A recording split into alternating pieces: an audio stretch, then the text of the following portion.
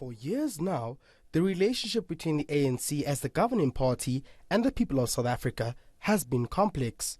The 2021 local government elections were an eye-opener for the ANC as voters expressed their frustration and disappointment against the party. The party got less than 50% of ballots cast during the local government elections, an unprecedented period with many uncertainties over the party's future in local government. However, the ANC is still confident that it has what it takes to win over voters heading into the 2024 national elections. I think what has to be new is our response towards service delivery, which sometimes, is constrained by the bureaucracy within government.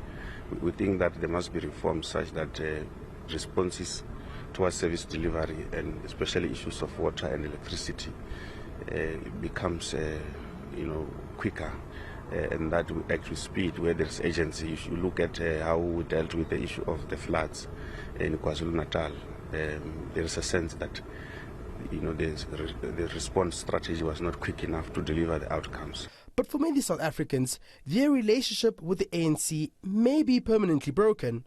With unabated power cuts, high unemployment, cost of living woes, crime, and failing state-owned enterprises, these are just some of the challenges voters will reflect come 2024. Service delivery is dead in this country, and let me tell you why. So first of all, the government doesn't deliver anything that they promise, right? I mean, just look outside. Look at the roads. Look at the trash all over the place here. Pick it up doesn't come clean up. The metro doesn't come to sort out when there's no traffic lights. These traffic lights have been dead for the past 2 years. Electricity is always on and off. It doesn't really matter what the government promises, but there's really no future for South Africa if we keep promising things and not delivering, I won't lie to you, I'm not happy with whatever the government is doing. Yeah. First of all, the elections, they go around making noise. No, they promise this, they promise that, and they will never deliver. One political analyst believes the ANC cannot change the country if it doesn't get its house in order. He says the party needs to repair its reputation before it can serve the people. They are actually creating a perception that they are not properly organized, and that discourages people from supporting this party.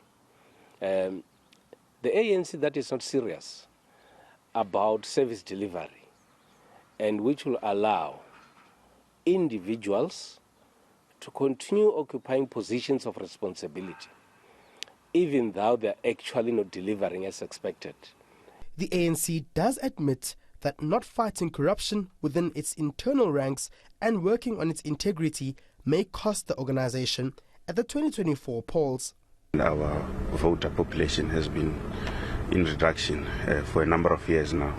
And when we are going into the 2024 local government election, we must then ensure that we can prove as the ANC that we are undertaking a thorough process of the renewal of the African National Congress, and that places a committee like the Electoral Committee at the center of the renewal process within the African National Congress, in that the rules are starting to up the standards in terms of who can really lead the African National Congress. We want those that lead the African National Congress to people of integrity.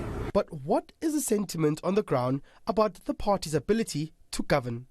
There are people as well who would love to see things done differently, especially from the governance point of view, and also on how the ANC runs its own affairs. The constant talk of factionalism within the ANC and the general lack of discipline in the ANC are the negatives that the ANC has to sit down and deal with. If they don't do that, I don't see the ANC gaining a lot of support, unfortunately. It remains to be seen whether the party will garner a 50% majority of the national vote. But if that's anything to go by, this could be a turning point in South Africa's history. Pule Letshwiti-Jones in Johannesburg.